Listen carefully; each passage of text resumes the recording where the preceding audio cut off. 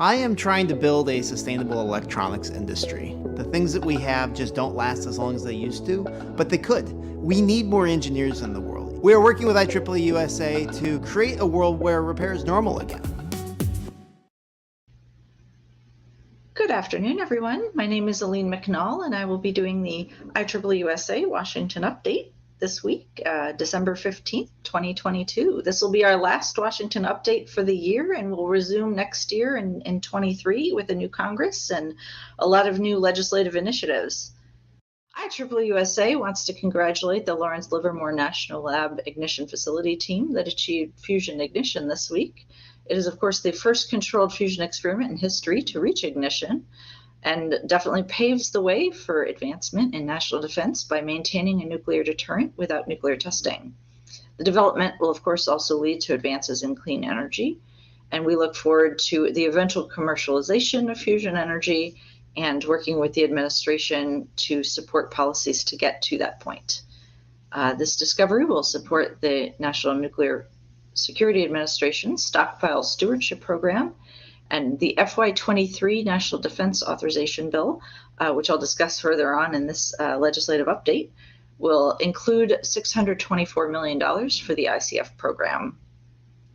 A quick quote from the Secretary of Energy. This is a landmark achievement for the researchers and staff at the National Ignition Facility who have dedicated their careers to seeing fusion ignition become a reality. And this milestone will undoubtedly spark even more discovery. So we certainly share that sentiment and look forward to the future discoveries started by this week's ignition.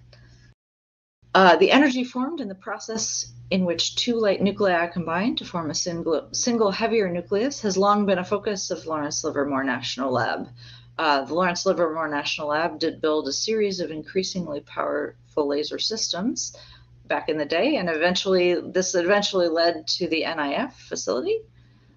Achieving ignition was certainly made possible by the researchers at Lawrence Livermore, but I did want to give a congratulatory message to those at Los Alamos, Sandia, the Nevada National Security Site, General Atomics, and many of the academic institutions that were involved in this discovery, including the University of Rochester, MIT, UC Berkeley, Princeton, as well as many international partners from the UK's Atomic Weapons Establishment, the French Alternative Energies, and the Atomic Energy Commission. The FY23 omnibus spending bill is, of course, being debated in Congress as we speak. Democrats and Republicans have reached a top-line spending agreement for FY23 for the omnibus, and negotiators have, in quote, reached a bipartisan bicameral framework that should allow us to finish the omnibus appropriations bill that can pass the House and Senate and be signed into law by the President, according to the Senate Appropriations Chairman Patrick Leahy. Defense spending will be set at $858 billion, which is in line with the National Defense Authorization Bill. The non-defense discretionary spending has been debated, and that's kind of the sticking point with this negotiation. So in terms of that debate, Republicans are refusing to go above the top line of the president's budget request of $1.65 trillion, while Democrats are pushing for the $813 billion, while Republicans have been proposing a $787 billion for non-defense spending. Budget debates do continue and are certainly ongoing. The current government funding does run out this Friday. Both chambers of Congress are expected to pass a continuing resolution, H.R. 1437, which will give appropriators an extra week to finalize the details of this omnibus bill and hopefully pass the omnibus. Republicans are, of course, pushing back a bit on the omnibus because they are hoping for a better seat at the table once they are in control of the House in the next Congress. The FY23 National Defense Authorization Act will be debated in the Senate this week, and the plan currently is to clear the final defense authorization bill for passage. The House did pass this package on December 8th, and so we're just waiting on the Senate at this point before the bill would go to the President to be signed into law. The Senate Minority Leader, Mitch McConnell, indicated that the final NDAA is a strong bipartisan measure, and the Senate Majority Leader, Charles Schumer, is pushing for the bill's passage. He indicated that the National Defense Authorization Act has consistently been a bipartisan effort, and that is his expectation this year as well. Congress is not considering a conference report because the House rather than the Senate passed the NDAA this year. And so at this point, it will be passed by the Senate and then signed into law by the President. The FY23 spending bill on defense was a total of $858 billion. IEEE-USA, of course, wants to congratulate those who worked on the Artemis mission for the successful splashdown this week, and we look forward to future launches as the mission moves forward. Touching on the CHIPS Act implementation process, IEEE has, of course, been a long supporter of the CHIPS Act, and we're certainly following this implementation process now that the bill has been signed into law.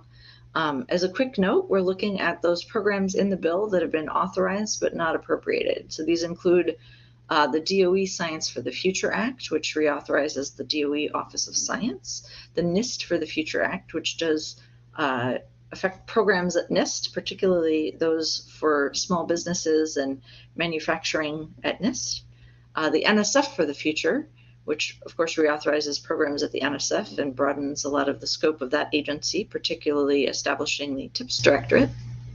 The Bioeconomy Research and Development Act, the broadening participation in science piece of the bill, as well as the NASA reauthorization.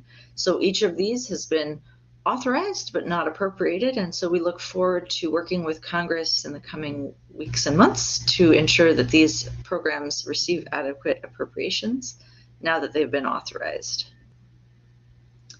Looking ahead to the next Congress, IEEE looks forward to working with members on a variety of tech issues, and I wanted to highlight a few here today. Some of these we're currently discussing with members of Congress, and others will be brought up in the early parts of next year. So some of these issues include antitrust, particularly as it relates to the tech industry. Social media content moderation issues and debates have, of course, spread, as well as conversations about disinformation on social media. The establishment of a national standard for data privacy and the data privacy issues that relate to social media and disinformation, of course. Expanding broadband access across the country, particularly in rural areas. This will be a focus in the House Energy and Commerce Committee, but also debated in the Senate. Questions about spending for the National Telecommunications and Information Administration as it relates to rural versus urban broadband expansion programs has already become a topic under debate in this Congress, but will be expanded upon next Congress. And so we look forward to looking at broadband access in the coming Congress, of course. Monopolization of the tech sector, including Apple, Amazon, Facebook, and Google, is another topic for members of Congress that they're currently debating, and hearings have been held, of course. And we look forward to following that issue in the coming year. Some Supreme Court cases to consider. Some of these will reshape the content moderation and privacy practices that we are currently looking at IEEE-USA. So we have Gonzalez versus Google, as well as Twitter versus Tema. In social media, some questions have risen, including, is social media content generated by users, and how much regulation does the platform have? What are the capabilities of the platform to regulate the content? What happens in cases of national security if somebody posts content that relates to national security? Can the platform ban that content? So these are some of the questions being raised and debated in Congress, and we look forward to contributing to those discussions next year. Other topics for 2023, the House Science Committee has already been in discussion with the Office of Management and Budget and other entities within the White House on open access. And so IEEE has been certainly following that issue, and we look forward to doing so in the coming weeks and months and into the next Congress. House Science Committee will likely look at drone policy and issues surrounding drone technology. I think they're hoping to do a NASA reauthorization as well. So we look forward to working on space policy with the House Science Committee and then also with the Senate. Strengthening the electric grid will come up, particularly as it relates to issues related to broadband, but also rural grid issues. The pandemic, of course, highlighted many broadband access issues for rural areas throughout the country, but also the need for a strong electric grid. And by that, I do mean physical as well as cybersecurity. The Congress will continue to support U.S. fusion programs, and the administration has, of course, highlighted the achievement of Lawrence Livermore National Lab, but in terms of of discussions that are ongoing. Congress is looking at both funding the ignition facility and the program, but also what policy changes they can make to help support the fusion sector and the growth of U.S. fusion. The reauthorization of quantum programs throughout the federal government will also be a topic debated in House Science, as well as support for 14 key technology areas of the Defense Department. Some of these include microelectronics and advanced materials, AI, quantum, the future of wireless technology, network systems, space technology, renewable energy, advanced computing, software, human-machine interface, directed energy, and hypersonics, as well as cybersecurity. So these are some key issue areas for the Defense Department and some issues that the House Science Committee will explore in greater detail next year. And we look forward to working with both sides of the aisle and both chambers of Congress on these key technology issue areas. So the next legislative update will be January 12th, 2023, and I look forward to your questions and comments at that time. In the meantime, feel free to reach out by email. My email is a.mcnaull@IEEE.org. Thank you so much and happy holidays, and I look forward to seeing you all in 2023.